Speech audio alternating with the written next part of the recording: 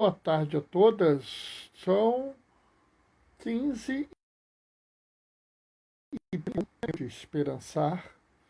Né? Hoje a gente, eu brinco que a esperança atualmente é entrar na internet. Essa semana a internet em casa está muito ruim.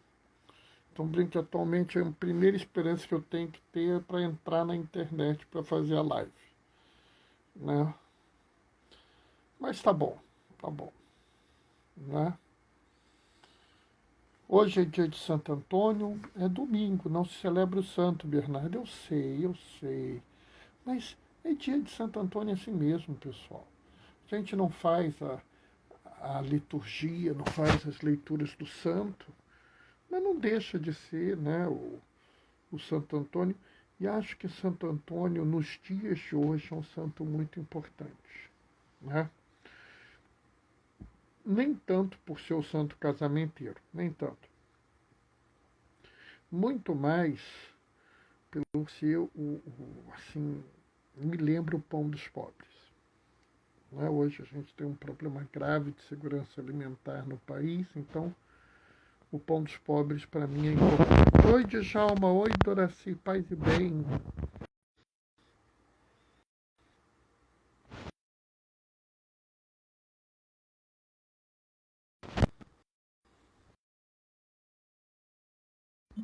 Oi, oi, vocês estão me vendo? Oi, o que aconteceu aqui? Oi, voltou, voltou, que bom. Paz e bem, Diane. Deu um problema qualquer aqui no vídeo. Não sei muito bem o que houve, não. Travou tudo, ficou estranho. Tá me vendo agora, Diane? Deu um problemão aqui no vídeo. Acho que essa internet eu pus no 4G para ver se funciona. Voltou, voltou. Beleza. Beleza. Paz e bem, Diane. Nós estamos aí de volta. Hoje já aconteceu tudo isso. A minha internet aqui está um problema. Né? Tem que ver o que eu vou fazer para ver se ela não dá problema. Agora há pouco ela deve ter travado por causa disso. Só pode. Djalma, agora está normal. Oi, Fátima, paz e bem. O importante é que voltou. O problema que deu não interessa. O problema é que voltou, a gente está aí junto, né? Depois eu vou ver até o vídeo para ver o que aconteceu, como é que ficou a imagem, né? Mas é uma coisa que perturba, né? Deve ter sido o seguinte, caiu o Wi-Fi. Deve ter sido isso. Ontem eu vi sua live do YouTube. Ah, viu, Diane? E aí, gostou? Gostou? Quando a gente falou sobre a doutrina social da igreja, as pessoas não têm ideia. Doutrina social da igreja é uma coisa muito rica, pessoal. Né? Ela tem assim uma espinha dorsal que são 20 encíclicas papais. Né? Mas entra também passagens da Sagrada Escritura, entra escritos eclesiásticos, né? Então, assim, é uma coisa enorme, assim, para a gente refletir. Ó, a Diane está dizendo que ela gostou. Eu, se fosse vocês, ia lá assistir, hein? Tá lá, a gente pode ver, vocês podem ver depois. Vamos começar? Vamos nós. O Senhor esteja convosco. Ele está no meio de nós. Proclamação do Evangelho de Jesus Cristo, segundo Marcos. Naquele tempo, Jesus disse à multidão: o reino de Deus é como quando alguém espalha semente na terra. Ele vai dormir e acorda noite e dia, e a semente vai germinando e crescendo, mas ele não sabe como isso acontece. A terra, por si mesmo, produz o fruto. Primeiro as folhas, depois vem a espiga e, por fim, os grãos que enchem a espiga. Quando as espigas estão maduras, o homem mete logo a foice, porque chegou o tempo da colheita. E Jesus continuou: com que mais poderíamos comparar o reino de Deus? Que parábola usaremos para representá-lo? O reino de Deus é como um grão de mostarda, que ao ser semeado na terra, é a menor de todas as sementes da terra. Quando é semeado, cresce e se torna a maior de todas as hortaliças, que estende ramos tão grandes que os pássaros do céu olham a sua sombra. Jesus anunciava a palavra usando parábolas como essas, conforme eles podiam compreender, e só lhes falava por meio de parábola. Mas quando estava sozinho com os discípulos, explicava tudo. Palavra da salvação. Djalma e Doraci também acompanharam. Que bom, Djalma e Doraci. Muito bom saber que vocês estavam lá. Sabe, pessoal, a leitura de hoje, ela é uma leitura muito atraente, né? Porque tem a ideia da mostarda, né? E essa coisa da semente pequena que cresce, se torna uma grande hortaliça, uma grande árvore, é uma ideia muito atraente, é uma ideia muito boa, né? E isso, assim, me leva a fazer uma certa reflexão, né? Primeiro, se você for lá na primeira leitura em Ezequiel, Ezequiel também fala, né? Ele também fala que Deus arranca um ramo, planta na mais alta colina da maior de todas as árvores.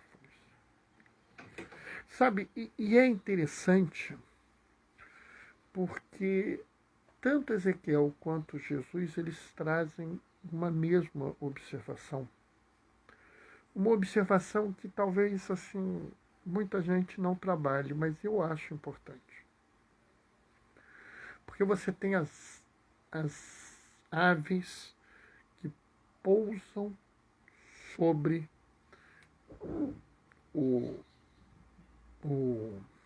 os galhos e fazem os seus ninhos. É muito interessante a gente pensar que quando Deus fala sobre o reino dele, ele fala sobre um reino que cresce, um reino que acolhe, um reino que protege.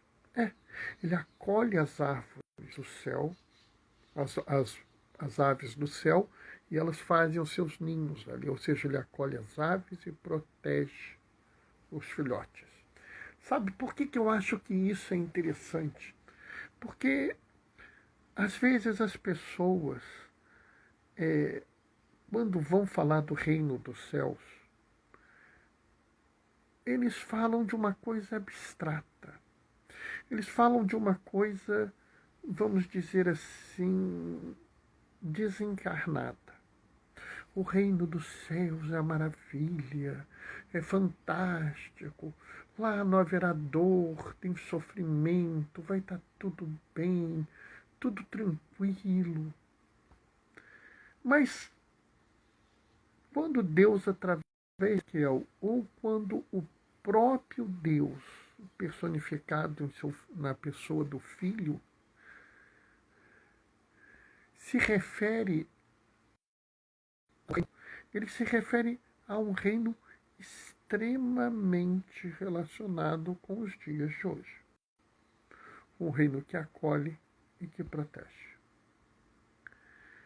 E é muito interessante também, se você for aqui na segunda leitura, em São Paulo, quando ele escreve para a comunidade de Coríntios, ele fala que nós caminhamos na fé.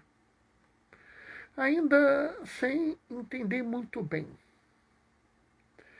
né? Ainda sem uma perfeita compreensão, né? E ele também fala, né, que, vamos dizer assim, como eu direi aqui, que a gente precisa ser agradável a Deus. E aí a gente olha e fica pensando, como é que a gente pode relacionar essas coisas, né?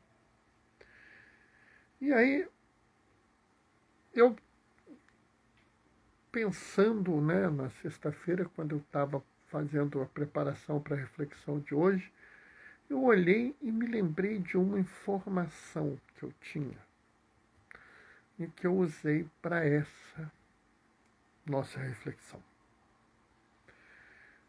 E hoje de manhã, quando eu reli, eu vi que tem mais uma informação importante. Porque, nota bem, Jesus, ele vivia numa comunidade rural, onde muitos dependiam da plantação dos alimentos para sobreviver, né? Mais ou menos como a agricultura familiar, né? A pequena agricultura, que é chamada agricultura de subsistência, né? A agricultura de subsistência, a pessoa planta o que é necessário para ela sobreviver. E era muito comum esse tipo de coisa, pequenos agricultores, né? E os pequenos agricultores normalmente plantam comida, porque eles não só comem a comida, como eles vendem a comida para o sustento deles. E é gozado que na época de Jesus, as aves não eram propriamente bem-vindas. Sabiam disso? Você imaginou, você tem a sua plantação de milho, aparece um monte de, por exemplo, pardal lá e começa a comer o seu milho? Você ia gostar disso? Sabe, as aves não eram propriamente bem-vindas na região da agricultura porque elas comiam a plantação. E essas aves que não são propriamente bem-vindas, elas vão fazer os ninhos delas no reino de Deus, que é a árvore. Ou seja, a ideia da, da, da ave está lá. A ave não era bem-vinda, mas ela era protegida. Ela era acolhida e protegida pela mostarda, pela árvore que era o reino de Deus. Interessante isso, né? Mais interessante ainda, é você pensar que a mostarda, na época de Jesus, era uma praga. A mostarda, na época de Jesus, era algo totalmente indesejável. E aí as pessoas olham para... Quando eu falo isso, as pessoas olham para mim e ficam meio chocadas. Bernardo, mas por que Jesus compara, então, o reino de Deus com uma praga?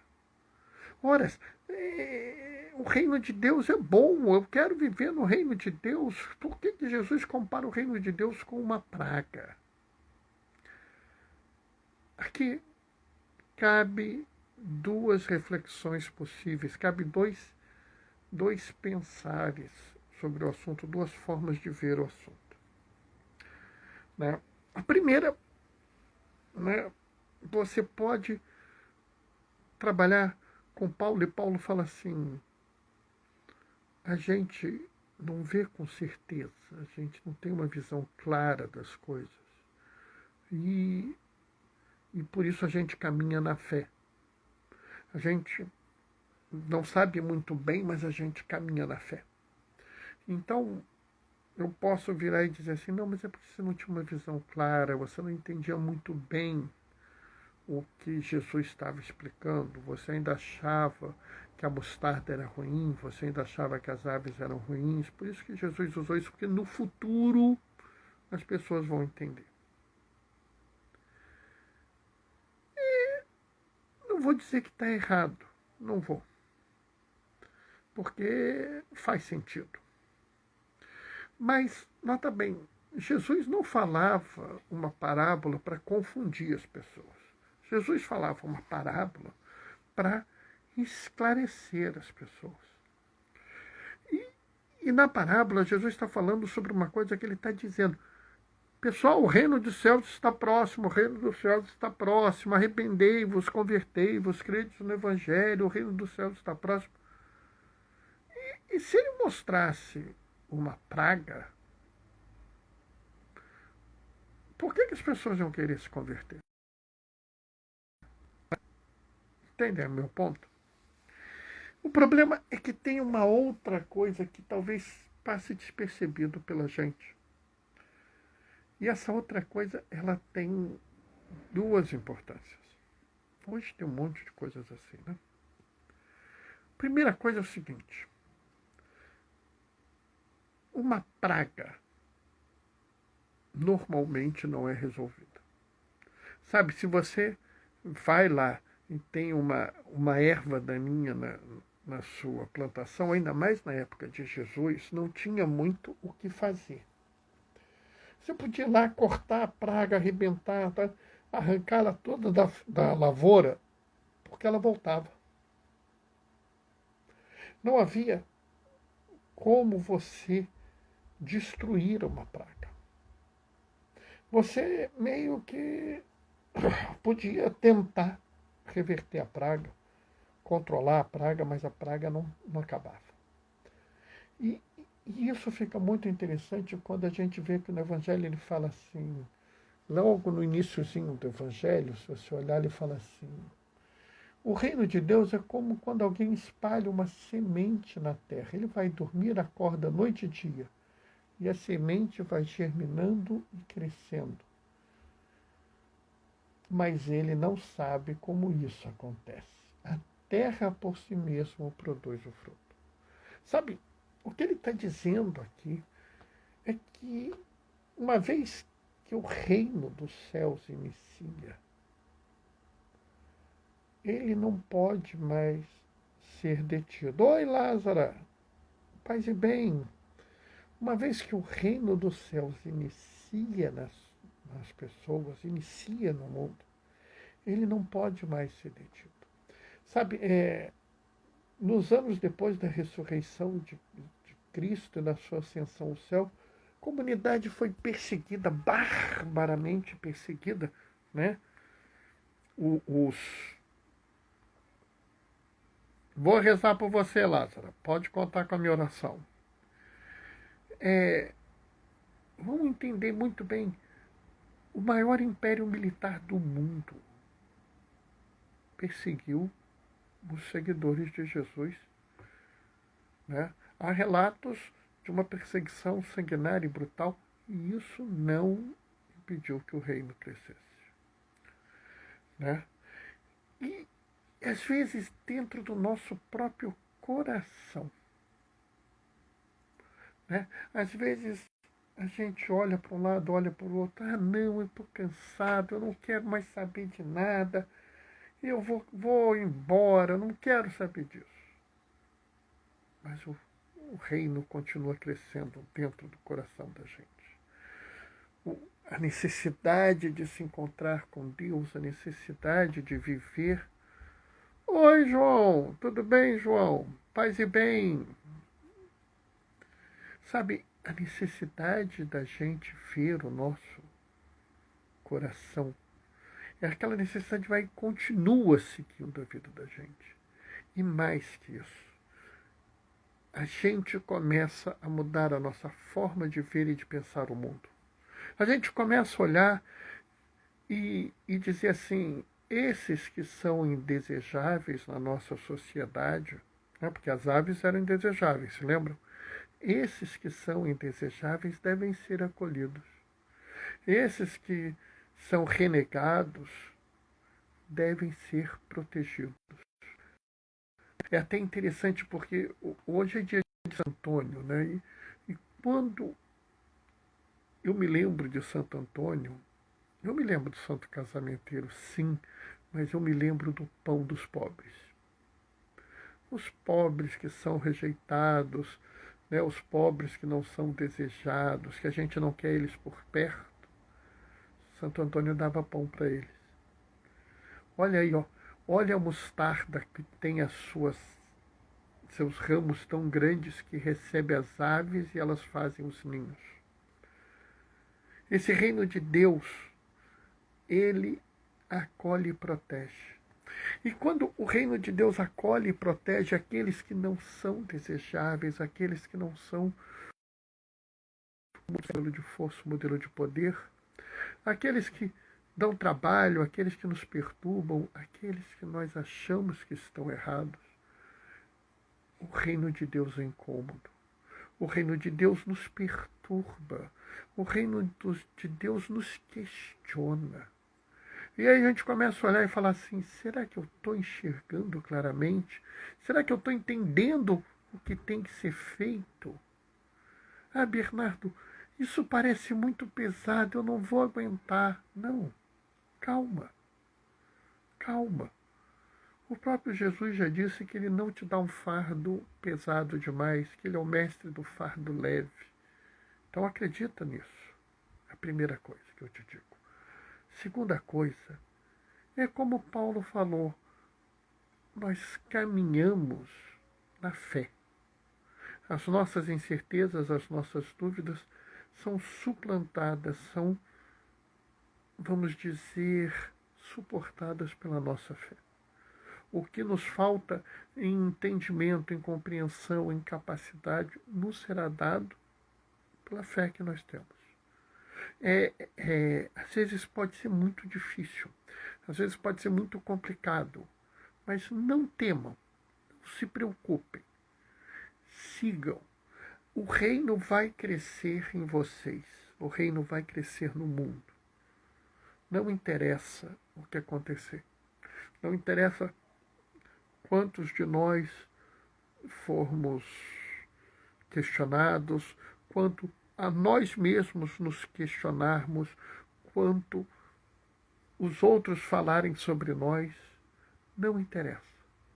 A gente vai continuar crescendo. Nós todos somos mostarda. Nós todos seremos grandes árvores no mundo. Mas, Bernardo, eu nunca vou ser que nem Santo Antônio. Nem precisa. Nem precisa. É isso que eu falo. A gente tem que se esquecer dessa fé fantástica. Trabalhar o milagre ordinário, o milagre do dia a dia, aquele milagre do pai e da mãe que cuidam bem de seus filhos, aquele milagre do dia que você consegue dar uma esmola a um pobre, né, um pãozinho, né, para alguém que está com fome, para a gente pode não ser nada, para ele é muito. Né? Uma vez eu estava saindo do trabalho, uma pessoa olhou para mim, eu entrei na farmácia para comprar álcool, e a pessoa olhou assim, moço, eu estou descalço, o senhor não pode comprar uma Havaiana? Eu peguei, comprei a Havaiana e dei para ela. Sabe, para mim não foi nada demais. Mas para aquela senhora foi. Entende isso? E o pior é que eu só fui notar a importância daquilo, acho que uns 3 dias depois. Entendem? Essa coisa que a gente tem que parar de achar que tudo tem que ser fantástico, grandioso. O reino vai crescer. A gente nem vai entender como. Cada dia da vida da gente, a gente vai se tornar uma pessoa melhor. O problema é que se a gente começar a se tornar muito bom, a gente vai incomodar os outros. Por quê? Porque Paulo deixa muito claro, no fim, você vai vai se apresentar diante de Jesus com o bem e o mal que você faz. E o que vai acontecer, e o que vai ficar muito claro é o seguinte, aqueles que não acolhem, aqueles que não protegem, sabem que nós acolhemos e protegemos e se sentem mal com isso. Porque eles sabem que no fim da caminhada, quando eles forem apresentar o mal que eles fizeram e nós formos apresentar o bem que fizemos, vai ficar ruim para eles. Mas isso não tem a ver conosco, porque nós também lançamos sementes no mundo. Nossos frutos são sementes também. E a minha esperança é que as minhas sementes possam algum dia fazer surgir outras mostardas incômodas que perturbam, outras pragas que estejam no mundo, porque a igreja que é uma praga é a igreja que acolhe e protege. Amém? Bom, isso era o que eu tinha para falar hoje. Espero que eu não tenha me estendido muito, né? Espero que tenha sido interessante para vocês, né? Espero que vocês tenham gostado, né? Se alguém quiser falar alguma coisa, quiser criticar, quiser dar uma opinião, estamos aí. Djalma está dando um amém, com mãozinha de oração. Fátima, amém com mãozinha de oração. A Doraci também está dando amém com mãozinha de oração. Que bom, o pessoal está gostando. Isso é que é importante, né? O importante é isso, que vocês estejam gostando das coisas. A Lázara gostou, mandou um amém. Diane mandou amém, com uma carinha de alegre. Que bom, né? Como eu falei para vocês, hoje é dia de Santo Antônio, e o Santo Antônio me lembra muito o pão dos pobres, né? Aliás, vocês sabem por que Santo Antônio era chamado Santo Casamenteiro? Vocês sabem? Porque antigamente a mulher para casar tinha que dar um dote. E isso criava uma situação muito ruim. Porque as mulheres mais pobres, elas não podiam dar dotes. E acabava que elas ficavam, vamos dizer assim, num casamento que fosse um casamento muito ruim. Porque, na verdade, elas eram tidas assim como pessoas inferiores, né? Pessoas, vamos dizer, que não valiam. Então, quem casava com elas não casava assim, também valorizando de alguma forma elas. E Santo Antônio arrumava dinheiro para fazer o dote das mulheres, para as mulheres casarem com pessoas assim que pudessem gostar delas ou que elas gostassem daqueles homens, né? Lembrando que Santo Antônio era franciscano. Então ele não tinha posses, ele tinha que mendigar as posses para poder fazer os dotes das mulheres, né? Outro exemplo da igreja que acolhe e protege, outro exemplo desse reino que perturba, que incomoda, porque ao fazer isso, ele denuncia a desvalorização da dignidade do ser humano. E quem assistiu a live de ontem, que eu falei da doutrina social da igreja, viu que toda a doutrina da nossa igreja tem como um dos pilares essenciais a dignidade do ser humano. Eu vou me despedir agora, vou deixar a minha bênção, sugerindo antes que vocês deem um pulo no blog do Gaioso, Diaconia da Palavra, blogspot.com, tá? O Senhor esteja convosco, Ele está no meio de nós, por intercessão de Santo Antônio, Pai dos pobres. Desça sobre vós e permaneça para sempre a bênção do Deus Todo-Poderoso, Ele que é Pai, Filho e Espírito Santo. Quem puder, fique em casa. Quem precisar sair, usa máscara. Teve oportunidade, toma a vacina. Combinado? Qualquer uma, em qualquer braço. Todas são dom de Deus. Hoje e sempre, incomodem. Glorifiquem o Senhor com a vossa vida. Sigam em paz. Que o Senhor vos acompanhe. Tchau, tchau, pessoal. Até amanhã, 15h30. Beijos e bênçãos. Tchau, tchau. A Lázara está mandando amém com mãozinha de oração. Letícia, você entrou agora, Letícia. Estamos acabando. Vai ter que ver no IGTV, minha irmã. Beijinho. Beijos e bênçãos.